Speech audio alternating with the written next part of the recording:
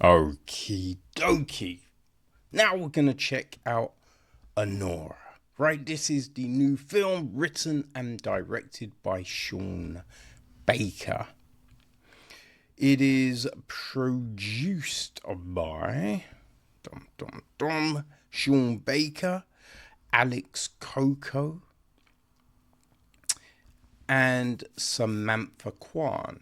It is executive produced by Milan Popikella, Clay Pecorin, Ken Meyer, Alison Cohen, and Glenn Bassner. It is co-produced by Elizabeth Siegel,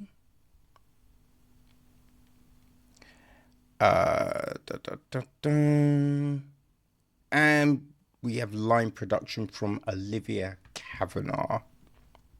So Joseph Capalbo was taking care of, the music with the film. Drew Daniels was on cinematography. Sean Baker also edits the piece, right? He took care of the casting.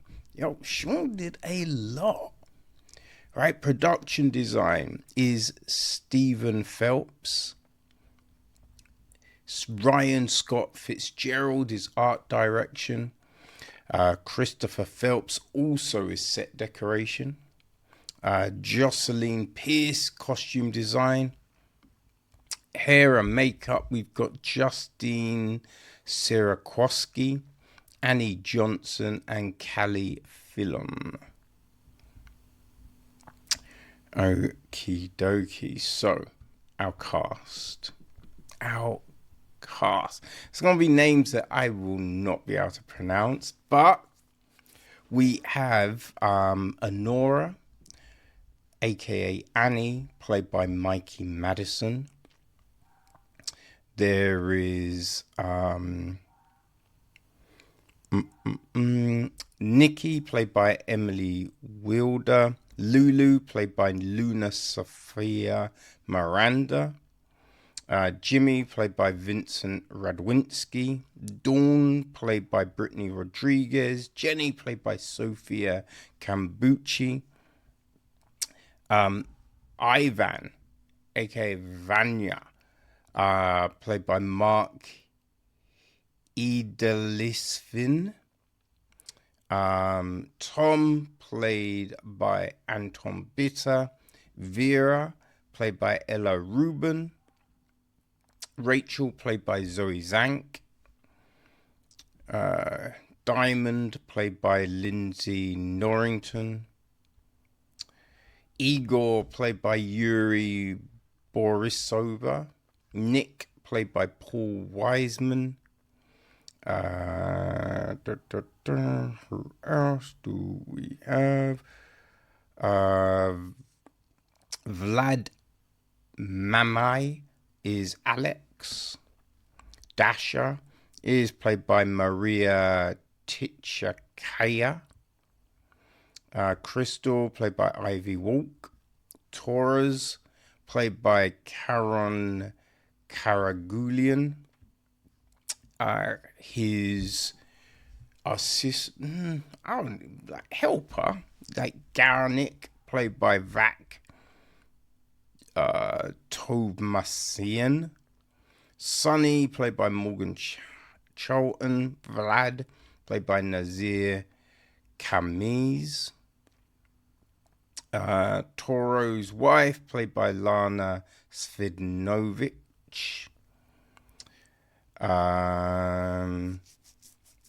Tatiana's hostess, played by Masha Jacques. The tow truck driver, played by Sebastian Connelly.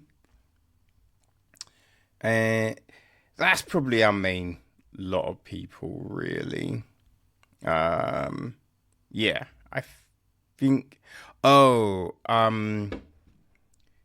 Yes. Okay. So Vanya's mum and dad, Galina, is played by Darya Ekamasova, and Nikolai, played by Aleksei Serebryakov, and the divorce center clerk, played by Mikey O'Hannigan. Okay, so the gist of the film: Anora, a young sex worker from Brooklyn, gets her chance at a Cinderella story when she meets and impulsively marries the son of an oligarch. Once the news reaches Russia, her fairy tale is threatened as the parents set out for New York to get the marriage annulled. This film, like, it's crazy. It's crazy. And not in a bad way, right? Not in a bad way. I mean, Sean Baker, right? He's directed some, like, great films. You know what I mean? He's directed some great films. I just remember Tangerine was really well done. You know? That was really, really well done. He did the Florida Project.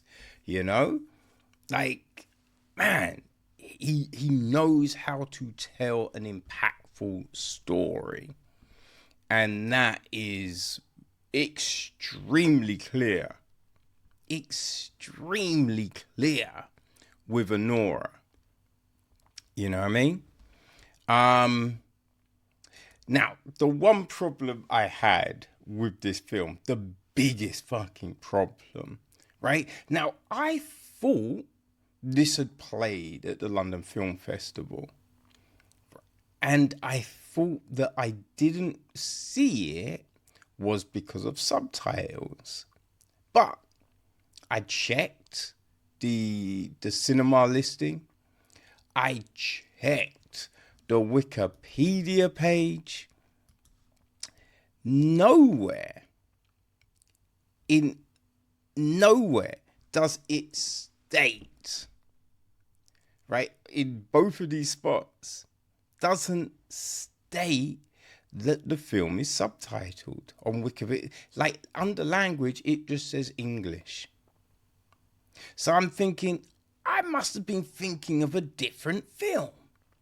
Okay, awesome. Because I'd heard, all the talk, right? That this was, you know what I mean? Like, up for awards and, like, so much prestige around it.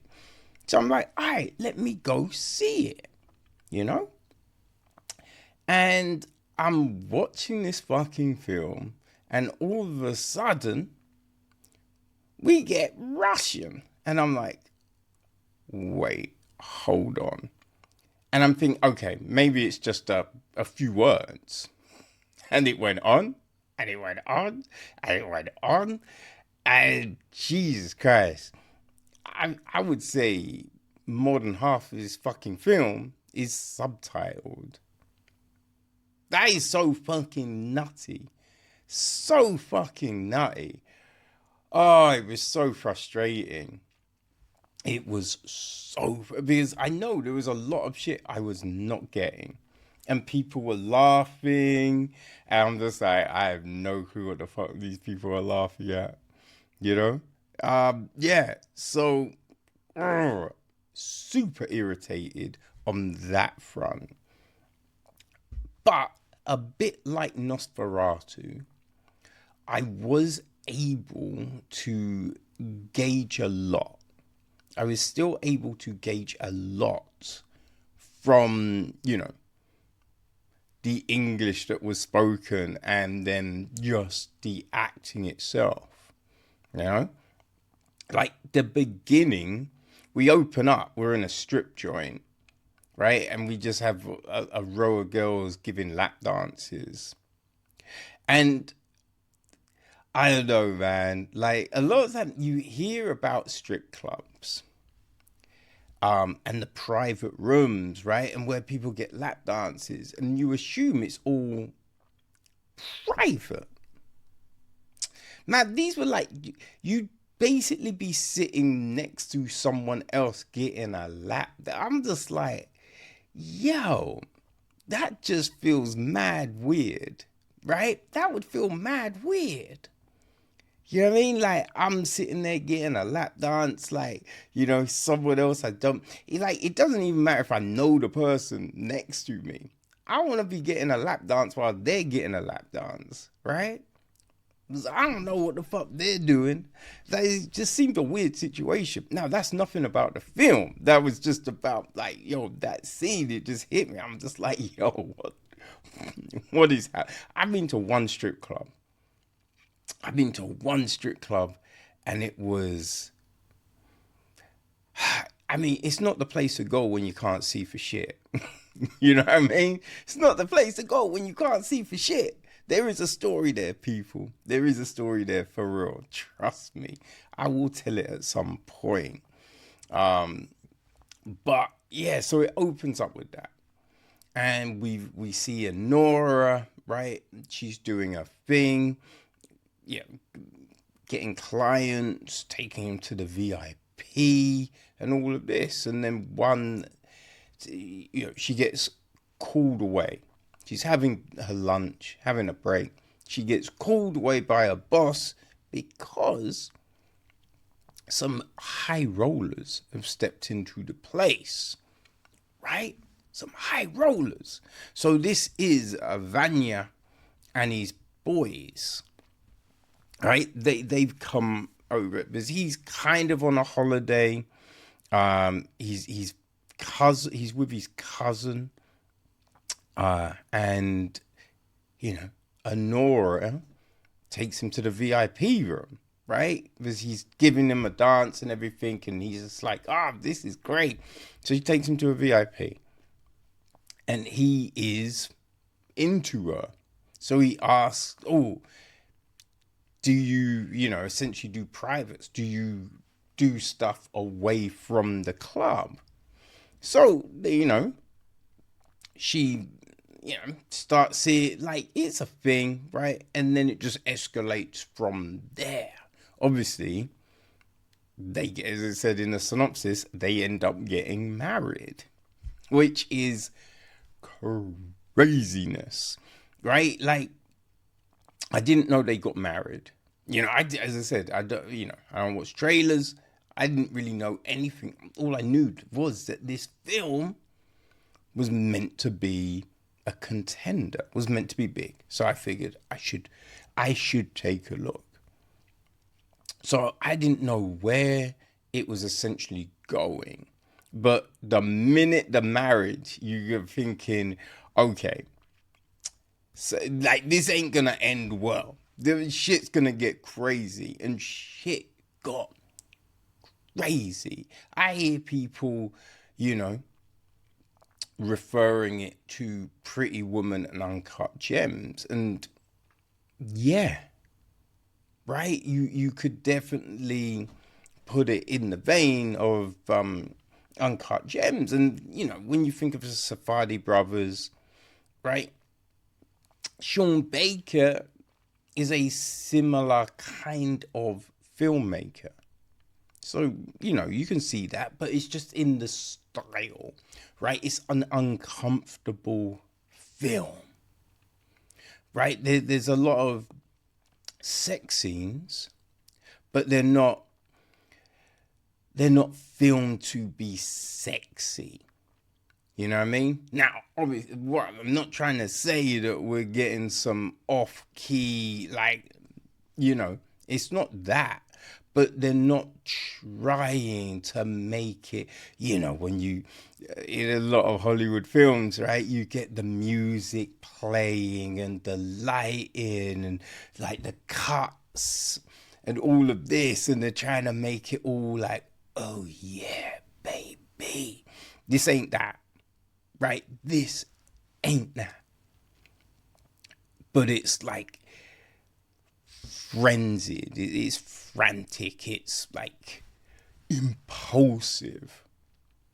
That's what this film is. Like the emotions it invokes, right? It makes you feel tense and uncomfortable because you are like, what the fuck's gonna happen now, right? Where is this going? How far is this going to escalate?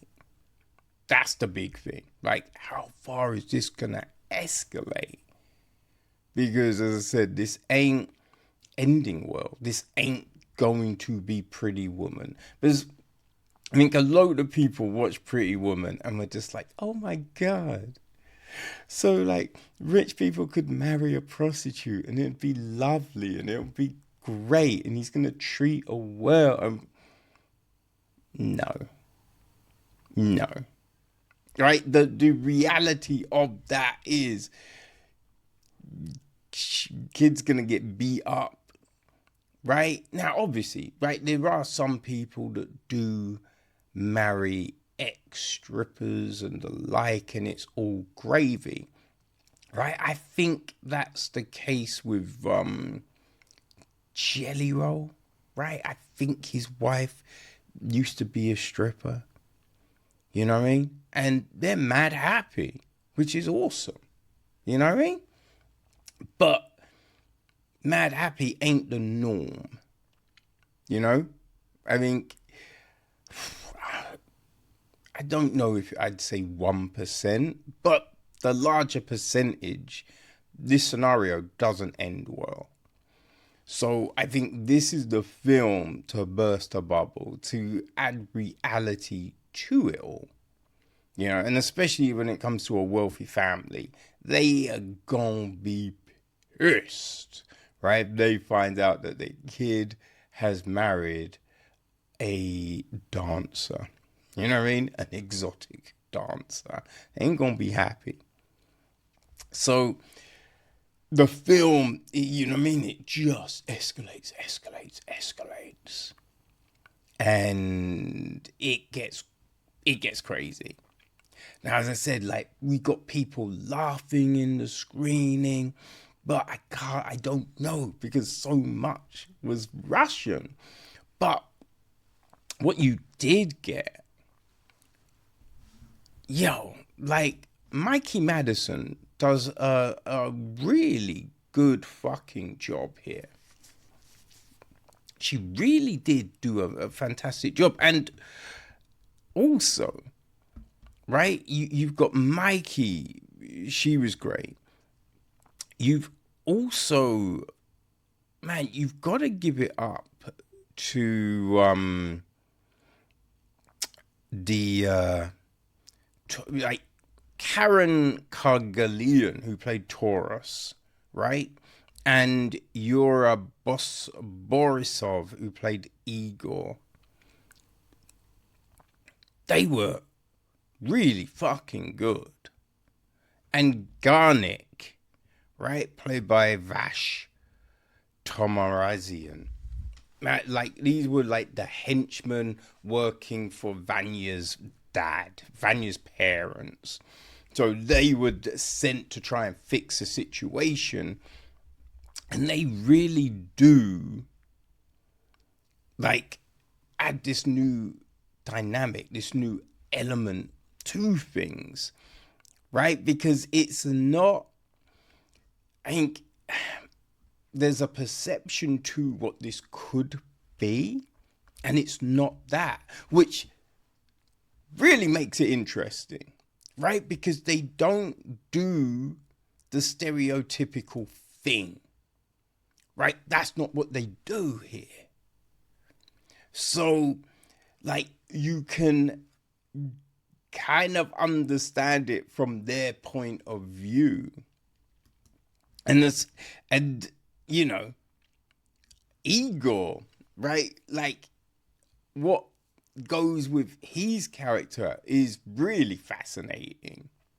You know, so all of these people do a really good job with the emotions, the anger, the franticness of, right, how are we gonna deal with this without getting too crazy? You know, like Anora's friends, right? A lot of the girls in the strip club.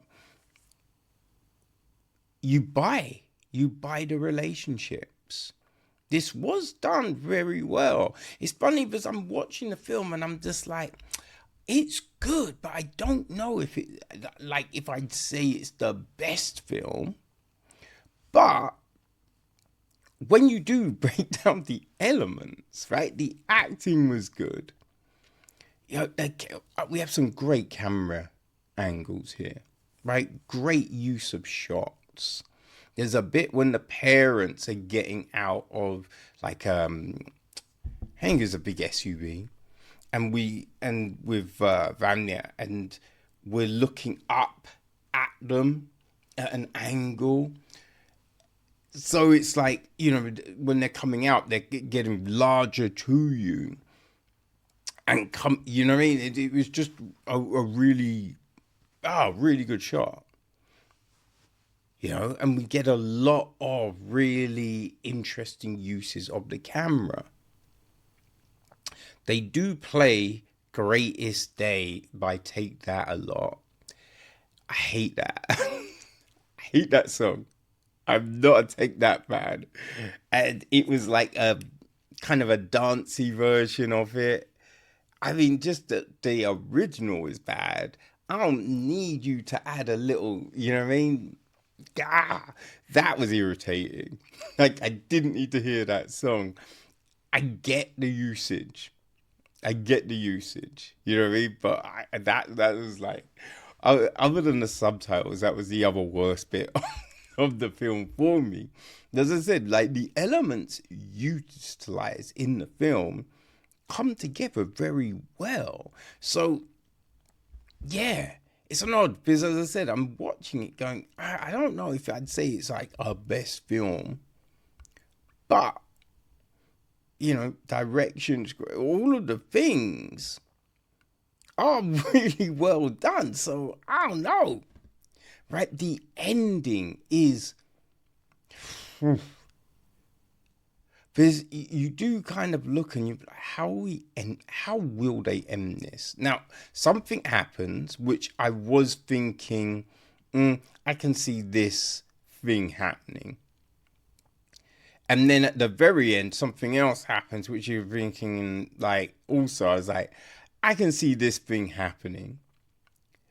But then we do this next thing. And that was just like, ooh. And I think the events really then hit you. You know what I mean? It leaves the viewer feeling like, fuck. Ooh. That uncomfortability. And it's funny because, when you think of the way Uncut Gems ends, now, it's not that, right? That thing doesn't happen. But it does have an ending that, you're watching and you're like, fuck. Right? It is, where some films you might leave the screen and straight away you're talking. You're like, whoa. Right? This one, you're sitting there just like, oh boy. Right? And that's great. You know what I mean? Because this film really took you through different emotions. Because as I said, there are funny moments. Now, there was moments which I couldn't understand why people were laughing because of the subtitles. But there were moments where I'm laughing, right? Where it's in English or something, it's just the actions of our characters, which were just funny. So you're laughing, right? You're feeling frustrated, angry. Like, there's so many emotions here. This film is a good film. It's a good film, people. Like, I'm super curious to see how the Oscars play out when it comes to films and all of this, because this, I don't know, right? I just don't know. Yeah, if you like Sean Baker's stuff, if you like Uncut Gems, if you like stuff from the Safadis, if you like stuff from the Dupas brothers, I think Anora will work for you. You need to hit up my boy Tupac, right? Now, if you've been a fan of the pod for a long time, you might remember Tupac Faber, right?